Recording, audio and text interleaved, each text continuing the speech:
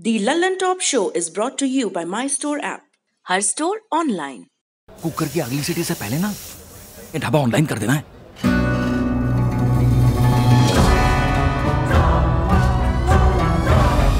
हम हो गए ऑनलाइन। आ गया है माई स्टोर ऐप। ये किसी भी स्टोर को ऑनलाइन करे सिर्फ 15 सेकंड में। माई स्टोर, अब हर स्टोर ऑनलाइन।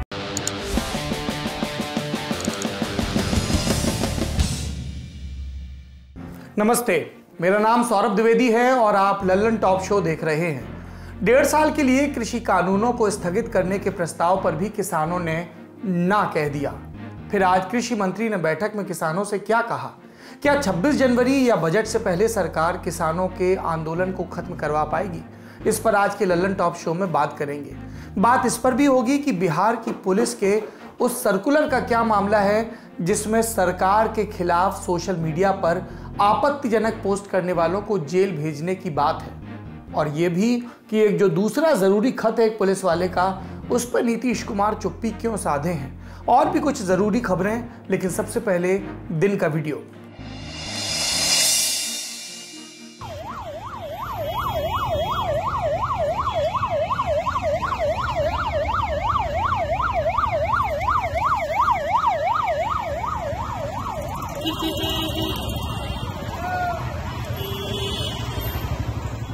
ये वीडियो देश की राजधानी दिल्ली का है। एक तरफ गणतंत्र दिवस की तैयारियां चल रही हैं, दूसरी तरफ ये नज़ारा है। सड़क पर चारों ओर कूड़ा फैला है क्योंकि सफाई कर्मचारी हड़ताल पर हैं। 6 महीने से उन्हें तनख्वाह नहीं मिली।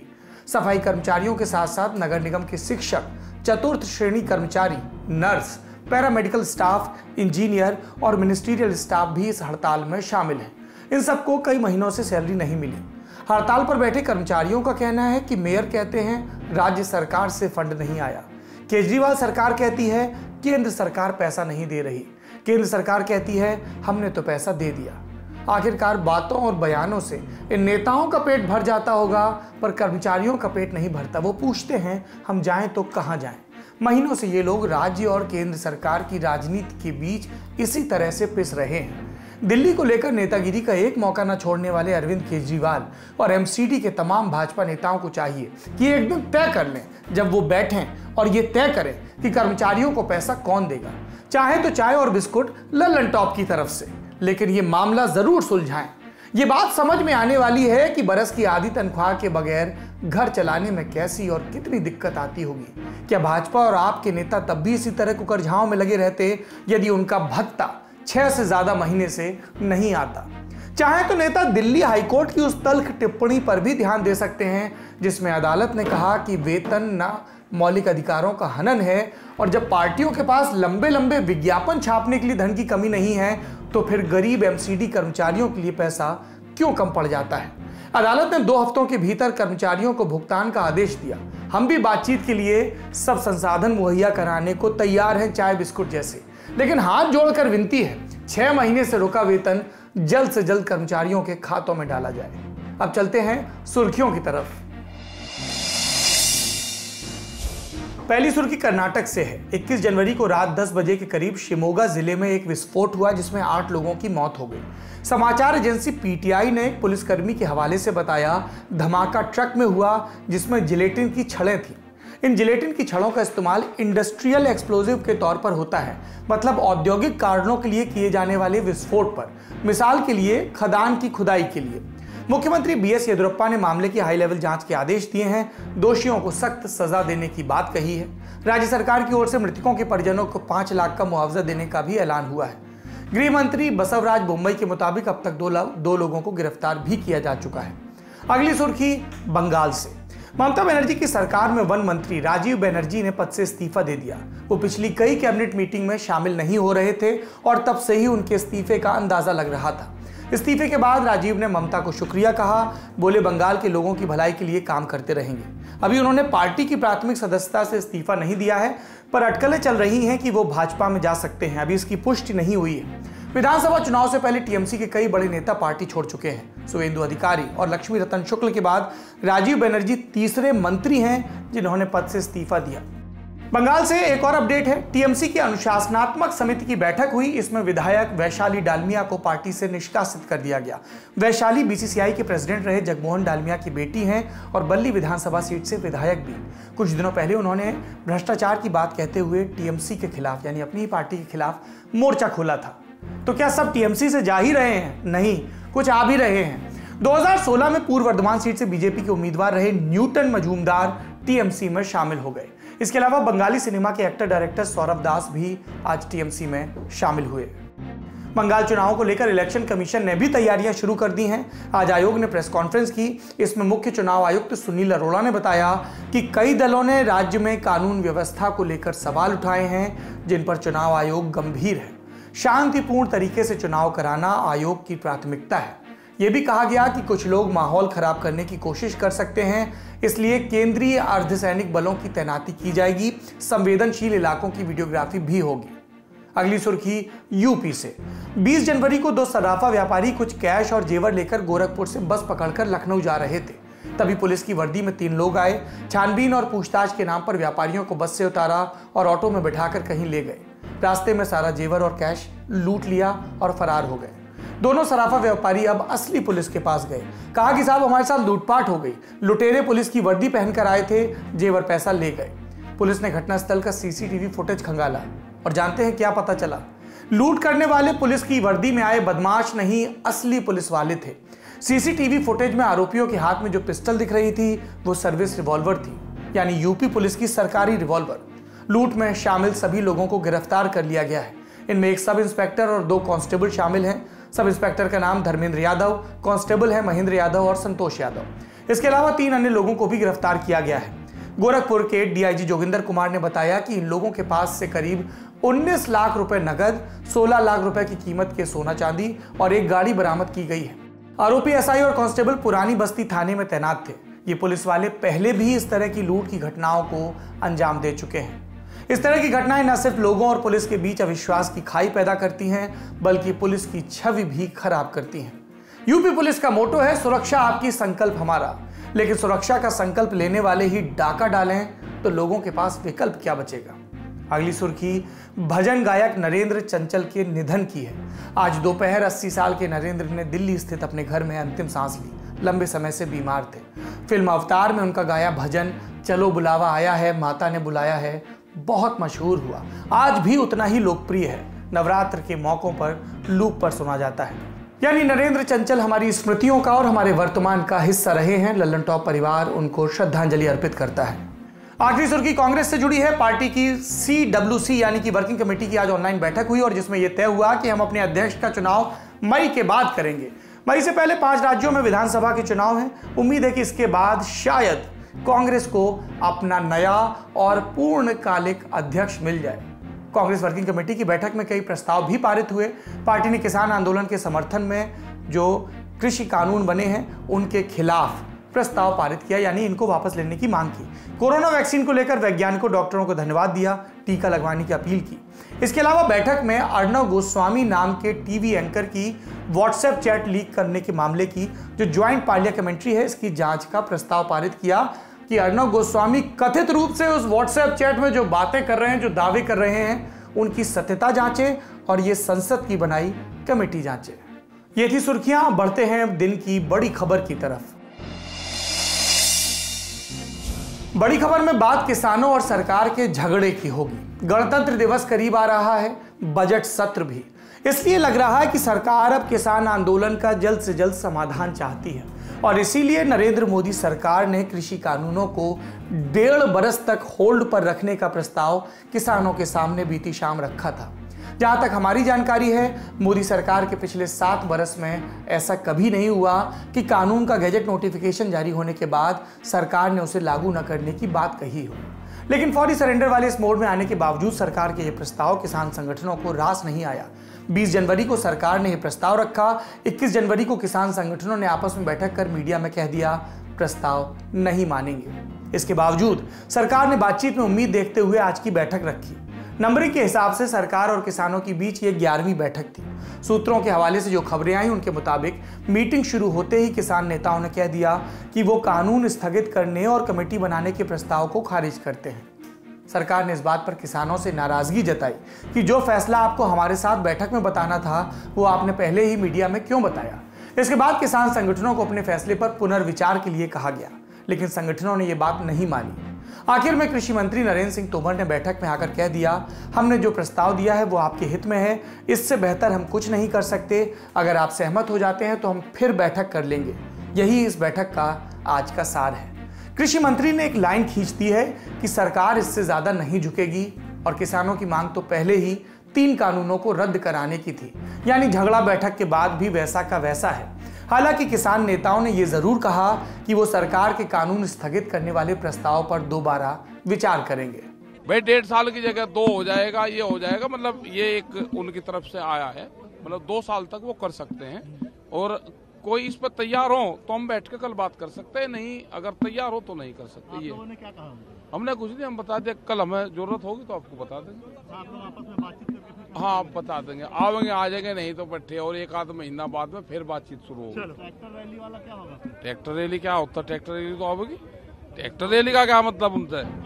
सरकार के 1.5 साल कानून स्थगित करने और साझा कमेटी बनाने वाले प्रस्ताव पर किसान नेताओं की कल वाली बैठक में भी राय बटी दिखी। सूत्रों के मुताबिक लगभग आधे किसान संगठन सरकार के प्रस्ताव को मानने के पक्ष में है। इसलिए हो सकता है कि किसानों को दोबारा जो बैठक हो उसमें सरकार के प्रस्ताव पर राय बने। आज वाली बैठक से पहले कृषि मंत्री नरेंद्र सिंह तोमर कह रहे थे कि इस बैठक में आंदोलन पर नतीजा निकलेगा, निर्णायक बैठक होगी, लेकिन सरकार की कोशिशें फिर कम पड़ गईं, उम्मीदों पर पानी फिर गया। बैठक के बाद कृषि मंत्री ने यह भी कहा कि कोई तो है जो चाहता है कि आंदोलन चलता रहे। सुनिए कृषि मंत्री नरेंद्र तोमर को। और इस आंदोलन के दौरान लगातार यह कोशिश हुई कि जनता के बीच में और किसानों के बीच में गलतफहमियां फैलें और उन गलतफहमियों का फ़ायदा उठाकर कुछ ऐसे लोग जो हर अच्छे काम का विरोध करने के आदी हो चुके हैं, वो किसानों के कंधे का इस्तेमाल अपने राजनीतिक हितों के लिए कर सकें। इस आधार पर यह परिस्थिति बनी, लेकिन भारत सरकार ने हमेशा किसानों के प्रति संवेदनशील दृष्टिकोण अपनाया। किसानों के सम्मान में हमेशा बात सोची और किसान यूनियन जो बात कर रही थी उनकी भी प्रतिष्ठा बढ़े और वो किसानों की नुमाइंदगी कर सकें, इसलिए भारत सरकार की कोशिश थी कि वो सही रास्ते पर विचार करें। और सही रास्ते पर विचार करने के लिए 11 दौर की बैठक की गई। जब यूनियन रिपील पर अड़ी रही तो सरकार ने उनके वक्तव्यों में चिन्हित तमाम सारी जो आपत्तियां प्रकट की गई थी उन पर सरकार ने उनका निराकरण करने के लिए, संशोधन करने के लिए एक के बाद एक अनेक प्रस्ताव दिए। लेकिन जब आंदोलन की पवित्रता नष्ट हो जाती है तो निर्णय नहीं होता। और मुझे लगता है कि वार्ता के दौर में मर्यादाओं का तो पालन हुआ, लेकिन किसान के हक में वार्ता का मार्ग प्रशस्त हो इस भाव का सर्वदा अभाव था। इसलिए वार्ता निर्णय तक नहीं पहुंच सकी। इसका निश्चित रूप से मुझे भी खेद है। बैठक आगे कब होगी इसकी तारीख आज नहीं दी गई। आज की बैठक के बाद ये लग रहा है कि अगली मीटिंग तभी होगी जब किसान सरकार के पक्ष में कुछ सकारात्मक रुख दिखाएं। अब एक और बात समझने की है कि आंदोलन को शुरू हुए 2 महीने होने को हैं और अब जाकर सरकार और भी ज्यादा कंप्रोमाइज के मूड में आई है। इसकी वजह क्या है? 1.5 साल कानून को स्थगित करने का प्रस्ताव कई लोगों को लगता है कि सरकार के लगभग सरेंडर करने जैसा है। मोदी सरकार अब किसान आंदोलन में बुरी तरह उलझी नजर आ रही है। इसकी 2-3 वजह हैं। पहली, किसानों ने 26 जनवरी को गणतंत्र दिवस पर दिल्ली की आउटर रिंग रोड पर ट्रैक्टर परेड निकालने का ऐलान किया। लॉ एंड ऑर्डर का मामला बताकर इस पर सुप्रीम कोर्ट ने भी दखल देने से इनकार कर दिया। किसान हजारों या हो सकता है लाखों की तादाद में हो, उनके पास ट्रैक्टर भी हैं, पुलिस के लिए उन्हें रोकना मुश्किल होगा। इसमें कोई अनचाही बात हो गई तो सरकार के लिए चीजें और बिगड़ सकती हैं, ये एक आशंका है। दूसरी तरफ किसान दिल्ली में दाखिल होते हैं और परेड निकालते हैं, तब भी राजपथ पर होने वाले कार्यक्रम के बजाय ट्रैक्टर परेड पर देश दुनिया का ध्यान जाएगा, या दोनों पर, और ये सरकार के लिए शर्मिंदगी वाली बात होगी। अगर बात 26 जनवरी पर संभल जाती तब भी गनीमत थी। 29 जनवरी से संसद का बजट सत्र शुरू हो रहा है। आज कांग्रेस की वर्किंग कमेटी की बैठक हुई, जिसमें सत्र पर और भविष्य की रणनीति पर बात हुई। किसानों के मुद्दे पर सरकार की आलोचना। विपक्ष किसानों के मुद्दे को लेकर संसद में हंगामा करेगा। संसद का सत्र चलाना मुश्किल हो जाएगा। इसके अलावा आरएसएस के बड़े नेताओं के बयान भी अखबारों में छप रहे हैं, जिसमें यह सलाह है कि सरकार को संवेदनशीलता के साथ इस आंदोलन को खत्म कराना चाहिए। ये सारे समीकरण सरकार को बैकफुट पर लाते हैं और कानून को 1.5 साल के लिए स्थगित करने का प्रस्ताव ऐसा ही है। एक और पेचीदा मसला है कानून बनने की और लागू होने की प्रक्रिया। संविधान में यह है कि संसद के दोनों सदनों से पास होने के बाद राष्ट्रपति से मंजूरी मिले और सरकार जिस दिन कानून का नोटिफिकेशन निकाले तब से कानून लागू। लेकिन एक बार लागू हो चुके कानून पर चुनी हुई सरकार द्वारा स्टे लगाने का प्रावधान संविधान में नहीं है। ऐसी स्थिति पहली बार आई है कि सरकार अपने ही कानून को स्थगित करना चाहती है। संविधान के मुताबिक संसद कानून बनाती है, सरकार का काम कानून लागू करने का है। तो अभी इस पर असमंजस है कि कानून पर स्टे कैसे लाया जाएगा। क्या राष्ट्रपति के एग्जीक्यूटिव ऑर्डर से पहले को नोटिफिकेशन वापस लिया जाएगा या कोई और तरीका होगा? इस मसले पर हमने लोकसभा के पूर्व सेक्रेटरी जनरल योगेंद्र नारायण से बात की है, सुनिए। देखिए, जहां तक एबेंस की बात है, सुप्रीम कोर्ट ने इन कानूनों को एबेंस में रखा है और अब जो गवर्नमेंट ने ऑफर किया है 1.5 साल का, वो एबेंस में तभी रख सकते हैं जबकि एक और ऑर्डिनेंस करके या कानून बना के उस पुराने लॉ को जो लागू हो चुका है जून से, उसको एबेंस में रखा जाए। उसमें एक ऑर्डिनेंस करना पड़ेगा, ऐसे मौखिक रूप से एबेंस में नहीं रखा जा सकता। और जो पहला बिल भी पास हुए, तीनों कानून जो पास हुए फार्म लॉज, ये रिप्लेस कर रहे थे जो ऑर्डिनेंसेस पास हुए थे, और ये लिख दिया गया है उस रिप्लेसमेंट बिल में कि ये 9 जून 2020 से लागू हो गए।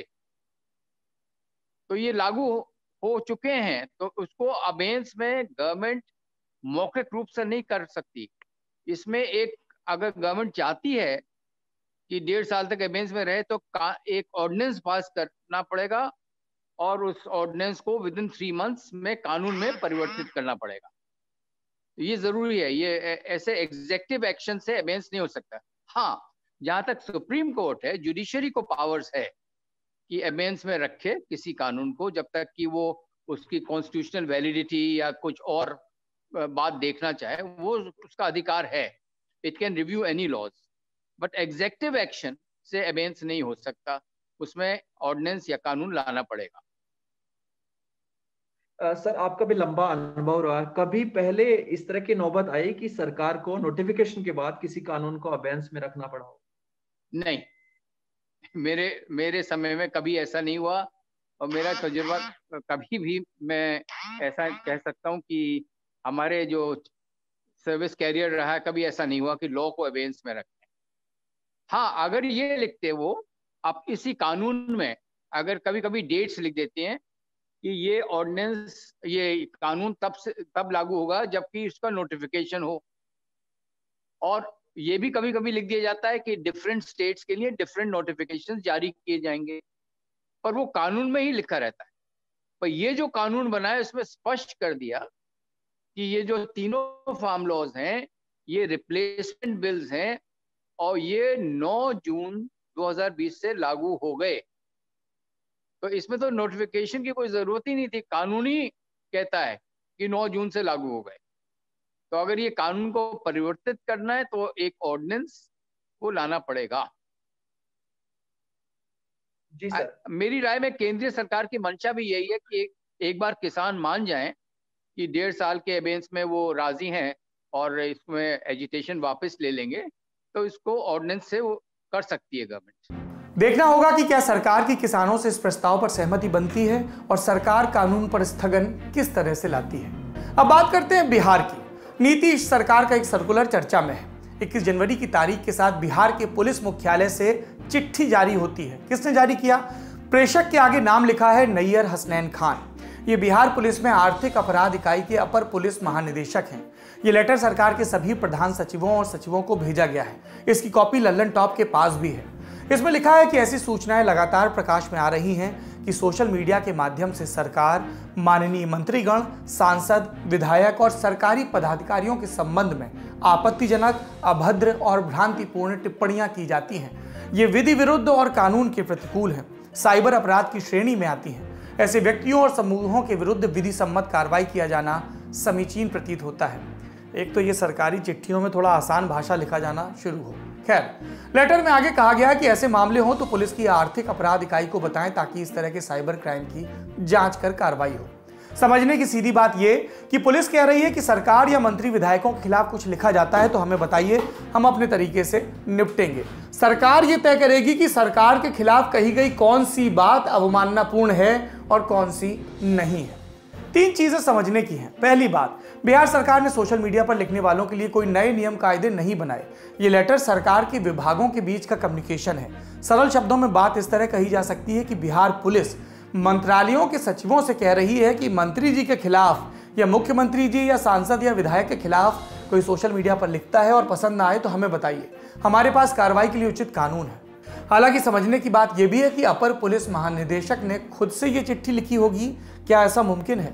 सर्कुलर की पहली लाइन ही यहां से शुरू होती है कि ऐसी सूचनाएं लगातार प्रकाश में आ रही हैं, यानी सरकार में किसी ने पुलिस से इस पर संज्ञान लेने को कहा होगा। और बिटवीन लाइंस ये पढ़ा जा सकता है कि सरकार की सहमति से या मुख्यमंत्री नीतीश कुमार की सहमति से पुलिस ने यह सर्कुलर जारी किया होगा। तो इसमें दिक्कत वाली बात क्या है? चिंता लेटर के 3 शब्दों को लेकर है, आपत्तिजनक, अभद्र और भ्रांतिपूर्ण। अगर सोशल मीडिया पर किसी की बात में ये 3 एलिमेंट शिकायत करने वाले को या पुलिस को दिखेंगे तो कार्रवाई होगी, और ये तीनों ही एब्सोल्यूट नहीं है।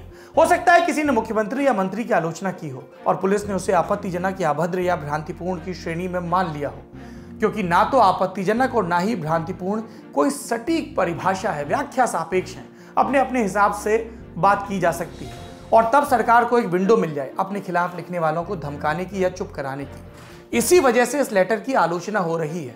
हमने इस सर्कुलर का मतलब समझने के लिए डीजीपी से संपर्क करने की कोशिश की, पर बताया गया कि वो मीटिंग में है, बात नहीं कर पाएंगे।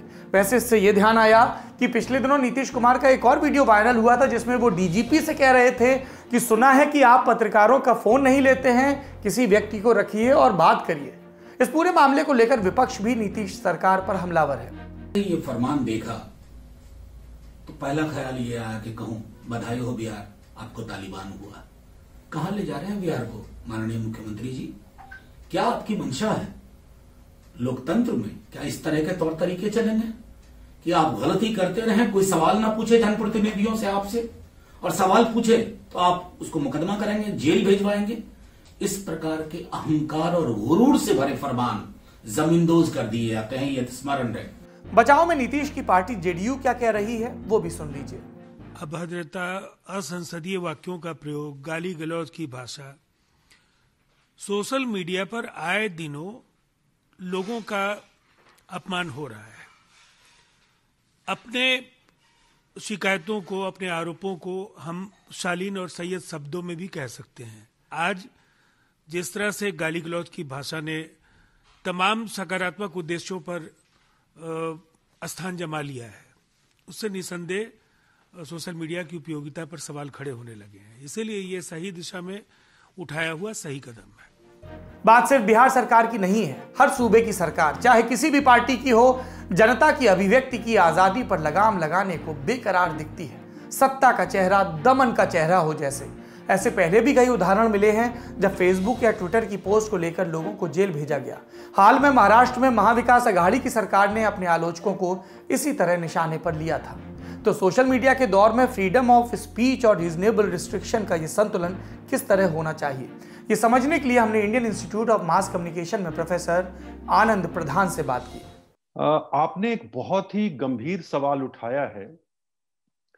दरअसल मैं ये मानता हूं कि संविधान ने जो अभिव्यक्ति की आजादी दी है उसके साथ कुछ रीजनेबल रिस्ट्रिक्शंस हैं, पर हमें हमेशा याद रखना चाहिए कि उसके लिए शब्द इस्तेमाल किया गया है रीजनेबल रिस्ट्रिक्शन, यानी वो रीजनेबल होना चाहिए, यानी वो तार्किक होना चाहिए, और मुख्य मकसद ये होना चाहिए कि जो अभिव्यक्ति की आजादी है उसका दायरा कैसे ज्यादा से ज्यादा बढ़े, क्योंकि मौलिक अधिकार है, वो हर नागरिक का मौलिक अधिकार है।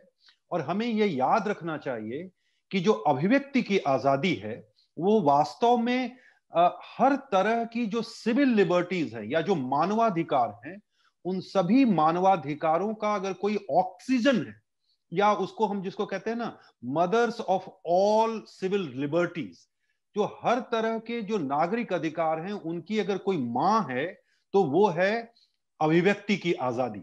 तो हमारा मकसद ये होना चाहिए कि अभिव्यक्ति की आजादी का दायरा कैसे ज्यादा से ज्यादा बढ़े, कैसे नागरिकों को अपनी बात कहने का, अपने को अभिव्यक्त करने का, और जिसमें जाहिर है कि मैं ये मानता हूं कि आलोचना का अधिकार, वाद संवाद का अधिकार, लोगों से के सामने अपनी जो क्रिएटिविटी है, जो सृजनात्मकता है, उसको सामने लाने का अधिकार शामिल है।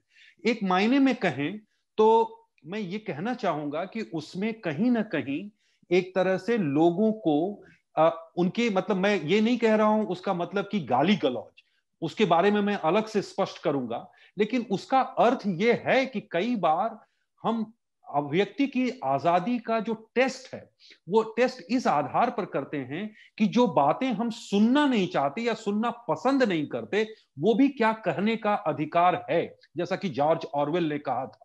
मैं ये मानता हूं कि अभिव्यक्ति की आजादी के तहत हमें लोगों को ऑफेंड करने का, लोगों को शॉक करने का, लोगों को डिस्टर्ब करने का, कई बार वो अपनी नींद में हो तो उससे नींद से जगाने का भी अधिकार उसमें शामिल है।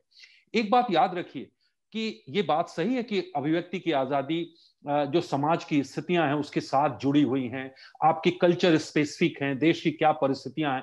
हम भारत जैसे एक ऐसे देश में रहते हैं जहां बहुत ज्यादा डाइवर्सिटी है, रिलीजियस डाइवर्सिटी है, लैंग्वेज की डाइवर्सिटी है, एथनिक डाइवर्सिटी है, तो इनके बीच में निश्चित तौर पर आपकी बात से मैं सहमत हूं कि हम एक ऐसे दौर में रह रहे हैं जहां नागरिकों के पास अभिव्यक्ति को व्यक्त करने के लिए, अभिव्यक्त करने के लिए बहुत सारे नए माध्यम आ गए हैं, तकनीकी माध्यम आ गए हैं, और इन माध्यमों में अपने को अभिव्यक्त करना बहुत आसान हो गया है।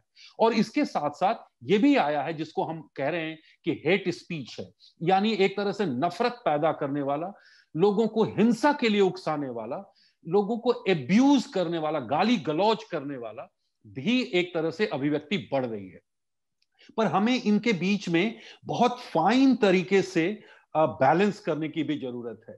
जैसे जब तक खुद सुप्रीम कोर्ट ने अपने कई फैसलों में कहा है कि जब तक वास्तव में हिंसा के लिए उकसाया न जाए और वास्तविक हिंसा के लिए प्रेरित न किया जाए, तब तक उसे हम अभिव्यक्ति की तार्किक जो रिस्ट्रिक्शंस हैं उसके अंदर नहीं ला सकते। मेरा यह मानना है कि एक तरह से आप देखिए कि भारत की जो परंपरा है, जिसके बारे में अमर्त्य सेन कहते हैं कि भारतीय लोग आर्ग्यूमेंटेटिव इंडियंस हैं, यानी वो तर्क वितर्क में बहुत विश्वास करते हैं, आपस में बातचीत करना, वाद संवाद करना, शास्त्रार्थों की परंपरा रही है भारत में। और हम अपनी आजादी की लड़ाई के दौरान देखें, उसके बाद के वर्षों में देखें, काफी ज्यादा सवालों पर, धर्म के सवालों पर, भाषा के सवालों पर, जाति के सवालों पर बहुत सारा कुछ कहा गया है, बोला गया है, जिसको आज के समय में, जबकि हमको आगे बढ़ना चाहिए था, जिसको लेकर के हमारी सहनशीलता कहीं ज्यादा होनी चाहिए थी, आज छोटी से छोटी बात पर हम अपने को ऑफेंड फील करते हैं, हम अपने को एनॉयड फील करते हैं। एक तरह से आप देखिए तो जब आईटी एक्ट में जो सेक्शन 66A लाया गया था, वो क्या कहता था कि अगर आप किसी को एनॉय करते हैं तो आपके खिलाफ कार्रवाई हो सकती है, जिसको सुप्रीम कोर्ट ने एक तरह से स्ट्रक डाउन कर दिया, कहा कि ये बिल्कुल संविधान की भावना के और अभिव्यक्ति की आजादी के अनुकूल नहीं है। जो बिहार सरकार का नया सर्कुलर है, मुझे तो लगता है कि वो कहीं ना कहीं से 66A की वापसी है, दूसरे शब्दों में, जिसको सुप्रीम कोर्ट ने अपनी तरफ से रिजेक्ट कर दिया। मेरा मानना है कि सरकारों को अपनी आलोचना को लेकर के, और कई बार उसमें हो सकता है कि गाली गलौज भी हो, कई बार हो सकता है, लेकिन उसमें एब्यूज भी हो। लेकिन क्या हमें अपने नागरिकों के गुस्से को, कई बार वो गुस्सा किसी और भी गाली गलौज के रूप में भी आ सकता है, मैं उसका समर्थन नहीं कर रहा हूं, लेकिन क्या उसके लिए उसको जेल भेजा जा सकता है?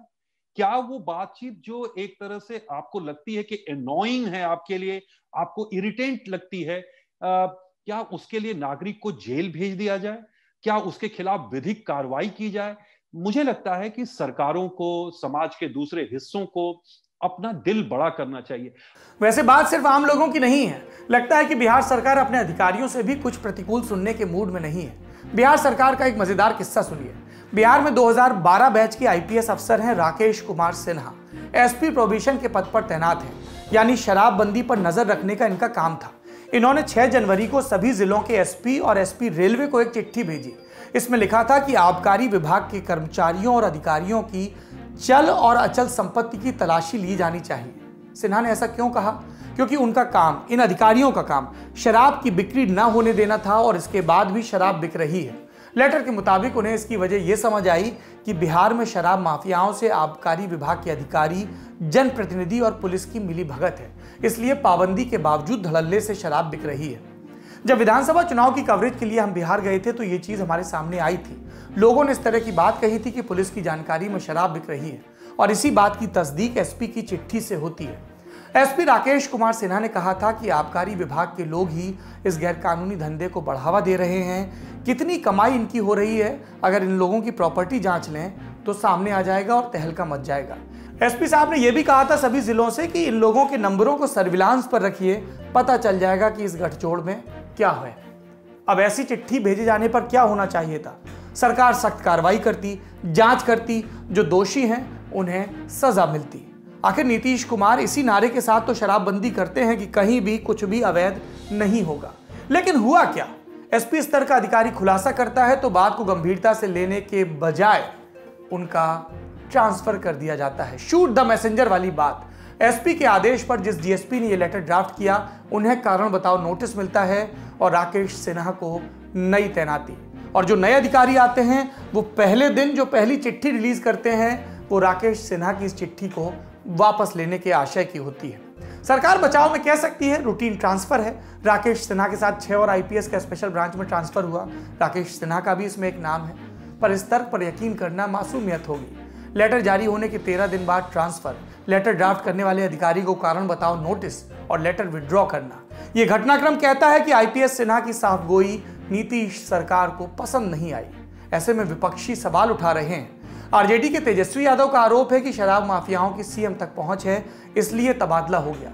नीतीश सरकार पर तेजस्वी ने और क्या कहा, सुनिए। नीतीश कुमार जी से बिहार संभल नहीं रहा, थक चुके हैं। और मैं अभी भी कहता हूँ नीतीश कुमार जी भ्रष्टाचार के भीष्म पितामह हैं। इनके शासनकाल में लगभग 60 बड़े घोटाले हुए। लगातार अपराध का जो ग्राफ है वो बढ़ता जा रहा है, मर्डर, लूट, हत्या बढ़ती जा रही है। और शायद नीतीश कुमार जी ये भूल गए हैं कि बिहार है और वैशाली में ही लोकतंत्र की जननी है, यहीं से लोकतंत्र की शुरुआत हुई थी। और इसका पूरी तरीके से नीतीश कुमार जी मखौल उड़ा रहे हैं। सोशल मीडिया में जो लोग बोल रहे हैं उनको डराया धमकाया जा रहा है कि आपको जेल भेज दिया जाएगा। आपने चेतावनी दी? तो नहीं चेतावनी देते हैं, हम तो कह रहे हैं अभी भी गिरफ्तार करना तो करिए। नीतीश कुमार जी भ्रष्टाचार के बीच में तामा है। सरकार के खिलाफ लिखने वालों पर कार्रवाई की बात करना और सिस्टम में कमी बता देने वाले अफसर को चुप कराना, सवाल तो नीतीश सरकार से बनते हैं। सवाल ये कि क्या आलोचना के शमन का रास्ता कानून में ढूंढा जा रहा है? और सरकार के जवाब का इंतजार करते हुए मुक्ति बोध की कविता अंधेरे में की चंद पंक्तियां पढ़ी जा सकती हैं। क्या हैं ये पंक्तियां? प्रश्न थे गंभीर, शायद खतरनाक भी, इसलिए बाहर के गुंजान जंगलों से आती हुई हवा ने फूंक मारकर एकाएक मशाल ही बुझा दी। शो में अब वक्त है विदा लेने का, लेकिन ये आप लोगों की जिम्मेदारी है कि आप किसी भी राज्य में हो, किसी भी विचारधारा के समर्थक हो, ये याद रखें कि सत्ता तंत्र में जो भी है वो ताकतवर है और इस ताकत के साथ उसकी एक जवाबदेही भी है।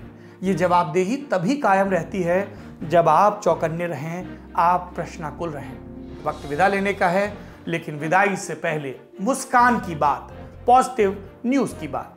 ये वीडियो देखिए।